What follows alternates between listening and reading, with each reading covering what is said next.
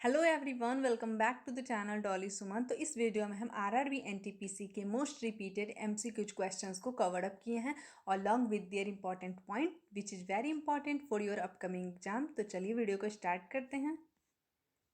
हमारा first question है कि झांसी की रानी लक्ष्मीबाई किस वर्ष युद्ध में शहीद हुई थी। In which year Rani Lakshmibai of Jhansi was martyred in the war. तो इसका करेक्ट आंसर हो जाएगा ऑप्शन सी 1858। रानी लक्ष्मीबाई है जो 1858 की जो युद्ध था, जिसे हम ग्वालियर के युद्ध के नाम से भी जाना जाता है, और यह जो युद्ध था वह जनरल ह्यूज के खिलाफ हुआ था। और इस युद्ध में रानी लक्ष्मीबाई है जो अंग्रेजों के खिलाफ लड़ते हुए शहीद हो गई थी। अगर आपसे पूछा जाए कि रानी लक्ष्मीबाई की समाधि कहाँ है, तो यह भी ग्वालियर में ही है। ग्वालियर में ही देश का फर्स्ट ड्रोन स्कूल भी स्थित है, आपको यह भी ध्यान रखना है। फिर नेक्स्ट क्वेश्चन है कि पानीपत का दूसरा युद्ध अकबर और हेमू के बीच किस वर्ष हुआ था। In which year the second battle of Panipat took place between Akbar and Hemu. तो इसका करेक्ट आंसर हो जाएगा option D 1556।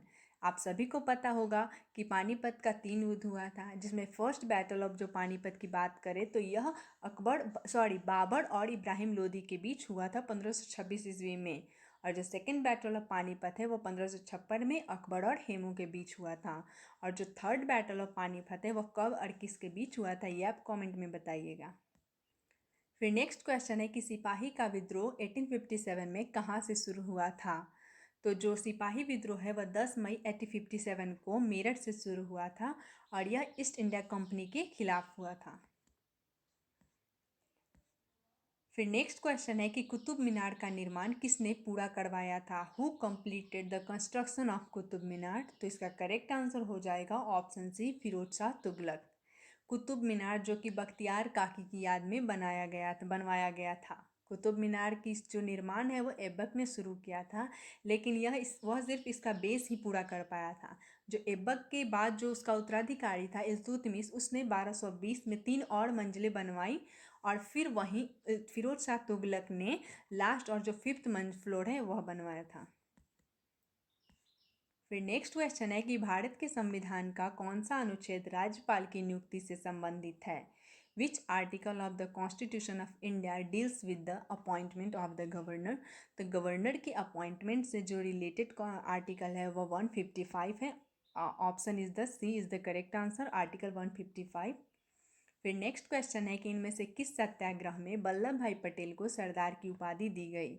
In which of this Satyagraha was Vallabh bhai Patel given the title of Sardar. तो इसका करेक्ट आंसर हो जाएगा ऑप्शन बी बारदोली। बारदोली की सत्याग्रह में वल्लभ भाई पटेल को सरदार की उपाधि दी गई थी। जो बारदोली का सत्याग्रह है वह 12 जून 1928 को हुआ था और यह एक किसान आंदोलन था जिसका नेतृत्व वल्लभ भाई पटेल ने की थी। फिर नेक्स्ट क्वेश्चन है कि दिल्ली की जामा मस्जिद का निर्माण किस वर्ष में पूरा हुआ था। In which year was the construction of Delhi Jama Masjid completed. तो इसका करेक्ट आंसर हो जाएगा ऑप्शन डी 1656। दिल्ली की जो जामा मस्जिद है उसका निर्माण 1656 में पूरा हुआ था और इसका निर्माण शाहजहां ने शुरू करवाया था 1650 में। फिर नेक्स्ट क्वेश्चन है कि मोपला विद्रोह किन वर्षों के बीच हुआ था। In which year did the Moplah rebellion take place. तो इसका करेक्ट आंसर हो जाएगा ऑप्शन सी 1921 से 1922 के बीच मोपला का विद्रोह यह है जो केरल के मालाबार के तट पर हुआ था। फिर नेक्स्ट है कि कौन सा भारत का सबसे ऊंचा विक्ट्री टावर है। Which is the tallest victory tower in India. तो भारत का सबसे ऊंचा जो विक्ट्री टावर है वह फतेह बुर्ज है। Option A is the correct answer. इसकी जो हाइट की बात करें तो विक्ट्री टावर का जो हाइट है वो 328 फीट है और इसे बंदा बहादुर ने बनवाया था। फिर नेक्स्ट है कि भारतीय संसद के पहले स्पीकर कौन थे। Who was the first speaker of the Indian parliament. तो इसका करेक्ट आंसर हो जाएगा ऑप्शन ए जीवी मावलंकर। जीवी मावलंकर जो कि पार्लियामेंट के फर्स्ट स्पीकर थे। करेंट में ओम बिरला हैं। फिर नेक्स्ट है कि चित्तौड़गढ़ किस वंश की राजधानी थी। Chittorgarh was the capital of which dynasty. तो इसका करेक्ट आंसर हो जाएगा ऑप्शन बी सिसोदिया वंश। जो चित्तौड़गढ़ है वो सिसोदिया वंश की राजधानी थी और जो चित्तौड़गढ़ है वह राजस्थान में स्थित है। और जो सिसोदिया वंश की स्थापना किसने की, तो यह राणा हम्मीर सिंह ने की थी। फिर नेक्स्ट क्वेश्चन है कि भारत के लिए समुद्री मार्ग की खोज किसने की थी। Who discovered the sea route to India. तो इसका करेक्ट आंसर हो जाएगा option A, Vasco da gamma.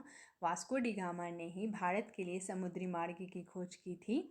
अगर आपसे पूछ दिया जाए कि भारत आने वाला पहला यूरोपीय कौन था, तो ये भी वास्को डी गामा था। यह पुर्तगाल का रहने वाला था और इसी ने भारत के लिए समुद्री मार्ग की खोज की। तो option A is the correct answer. फिर नेक्स्ट है कि इनमें से कौन सा खोजकर्ता भारत आना चाहता था किंतु इसके बजाय अमेरिका के तट पर पहुंच गया था। Which of these explorer wanted to come to India but instead reach the coast of America. तो इसका करेक्ट आंसर हो जाएगा क्रिस्टोफर कोलंबस, जो यह भारत की खोज करने के लिए निकला था लेकिन वह अमेरिका पहुंच गया और इसे लगा कि अमेरिका ही भारत है।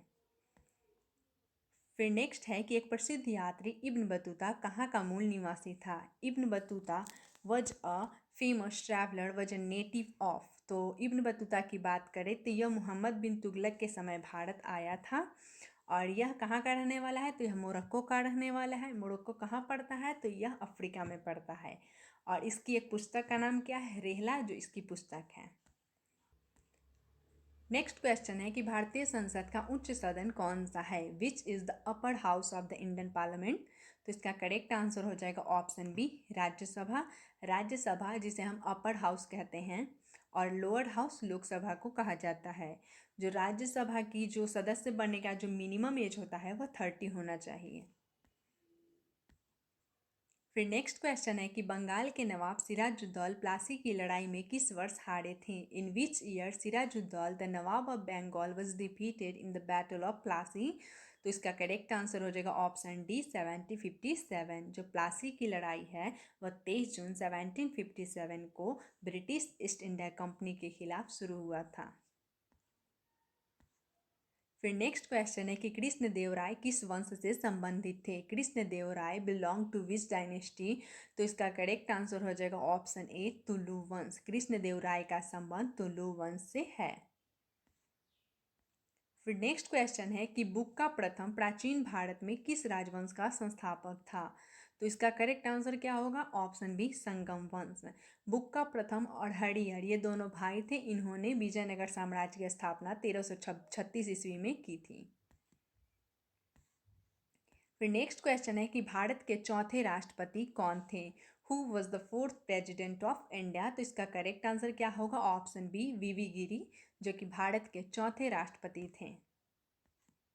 फिर नेक्स्ट क्वेश्चन है कि ईस्ट इंडिया कंपनी ने बंगाल और बिहार पर दीवानी अधिकार किस वर्ष प्राप्त किया। In which year did the East India Company obtain diwani rights over Bengal and Bihar. तो इसका करेक्ट आंसर हो जाएगा ऑप्शन ए, 1765।